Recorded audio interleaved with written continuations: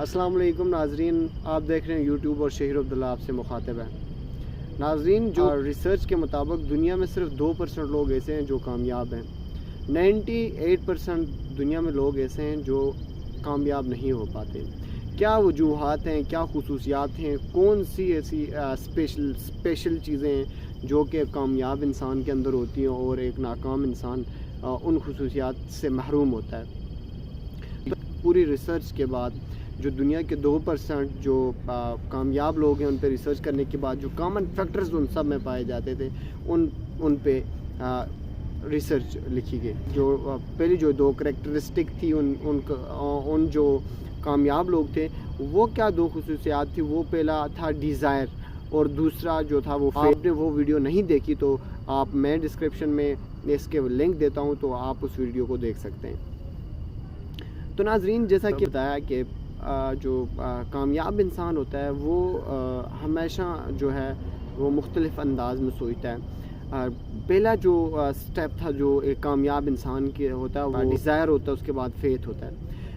खुद एतमादी एक ऐसी चीज़ है जो इंसान को बुलंदी तक लेके जाती है, और जिस इंसान के अंदर खुद एतमादी नहीं होती, अब यहाँ पे सवाल ये पैदा होता है क्या खुद एतमादी जो है खुद एतमादी कायम की जा सकती है।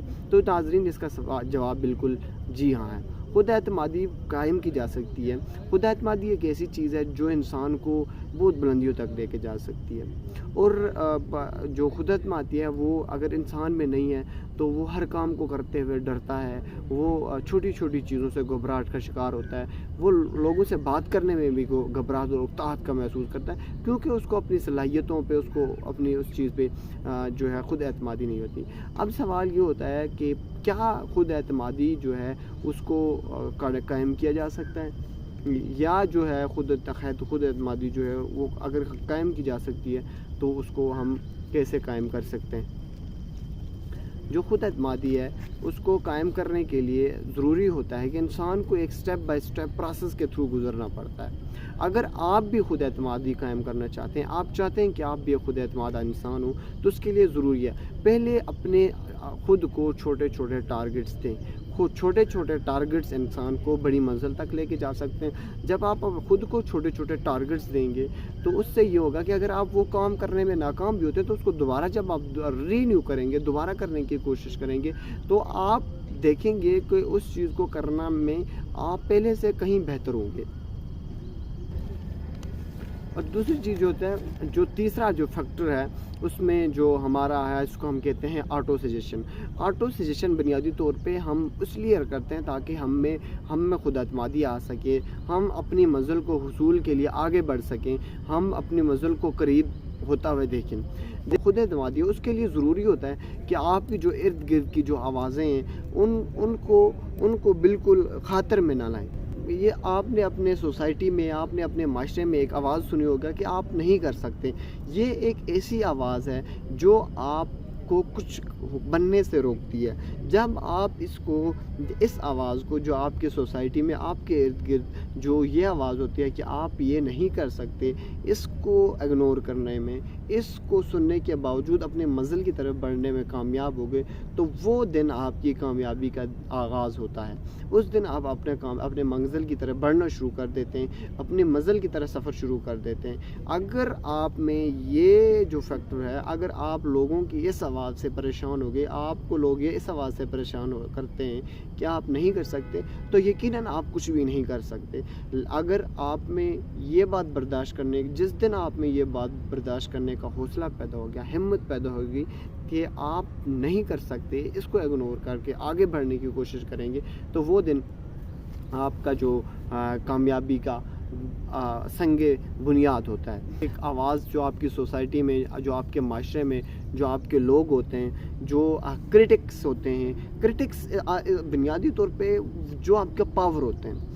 क्रिटिक्स को अगर आप पॉजिटिव वे में लें तो ये आपके लिए हौसला होते हैं। जो क्रिटिक्स होते हैं आपके लिए आपको आगे बढ़ने का हिम्मत पैदा करते हैं, आपको आगे बढ़ने का हौसला देते हैं कि आप उनकी वजह से, उनका जो आपके क्रिटिक्स होते हैं, आप कहीं ना कहीं पहुंच के उनका शुक्रिया अदा करते हैं। आप उनका शुक्रिया इसलिए अदा करते हैं क्योंकि उन्होंने आपको मौका फराहम किया होता है, वो आपको स्पेस देते हैं, वो आपको हिम्मत देते हैं, वो आपको जस्तजू देते हैं ताकि आप अपनी मंजिल की तरफ بڑھ سکیں. اور جو خود اعتمادی ہوتی ہے, خود اعتمادی کے لیے جو ہماری سوسائٹی میں جو ڈفرینٹ مثالیں دی جاتی ہیں تاکہ آپ حوصلہ بڑھا سکیں. جو ایک عام سی مثال جو آپ کی سوسائٹی میں آپ نے ارد گرد پڑھتے ہوئے بھی جو سب نے سنی ہوگی, وہ ایک ٹیچر جب اپنے کلاس میں اپنے جو بچوں سے کہتا ہے کہ وہ سوال قرار ہوتا ہے, تو سوال کرنے کے اینڈ پہ جب گھر کے لیے ٹاسک دیتے ہیں کہ یہ سوال آپ نے کر کے لانا ہے, ساتھ ہی یہ بھی کہتا ہے کہ یہ سوال آج تک کوئی بھی سالو نہیں کر سکا. تو ہوتا یہ ہے کہ وہاں کلاس میں جو ایک بچہ سویا ہوتا ہے, جب دوسرے دن سارے بچے واپس آتے ہیں تو کسی نے نہیں کیا ہوتا ہے. جو بچہ سویا ہوتا ہے وہی جو بچہ ہوتا ہے اس نے وہ سوال حل کیا ہوتا ہے. اس کی بنیادی وجہ کیونکہ اس نے یہ لفظ ہی نہیں سنا کہ آپ نہیں کر سکتے. شاید اگر یہ لفظ وہ سن لیتا کہ آپ نہیں کر سکتے تو وہ بھی اسی صف میں شامل ہوتا, کیونکہ یہ آپ نہیں کر سکتے پہاڑ جیسے انسان کو بھی راہ کر سکتا ہے. اس جملے کی بہت پاور ہے, لیکن جو اس جملے کو بھی شکست دے گیا وہ زندگی میں بہت آگے جاتا ہے. تو یہ تھا ناظرین ان کامیاب انسان کا تیسرا پوائنٹ جو ان میں پایا جاتا. چوتھا جو پوائنٹ تھا ان کامیاب اشخاص میں, جو کامیاب لوگ تھے, وہ تھا ان کا جو اسپیشلائزڈ نالج, جو ان کا اپنی منزل کی طرف ان کا جو مکمل جستجو, ان کا متعلق کمپلیٹ نالج, تو وہ آگے کیسے بڑھنا چاہتے ہیں, ان کو اپنی منزل کا مکمل علم تھا. جنرلائزڈ نالج آپ کے پاس جتنا بھی ہو, آپ کے پاس جتنا بھی جنرلائزڈ نالج وہ آپ کی سکسیس میں اتنا ہیلپ فل نہیں ہو سکتا جتنا آپ کا اسپیشلائزڈ نالج ہوتا ہے. اسپیشلائزڈ نالج مین کہ آپ کو اپنی منزل کا پتہ ہو, آپ کو اپنی راستوں کا پتہ ہو, آپ کے راستے بھی معلوم ہو, راستے مشکلات بھی معلوم ہو, تاکہ آپ اس منزل کے حصول میں ثابت قدم رہ سکیں.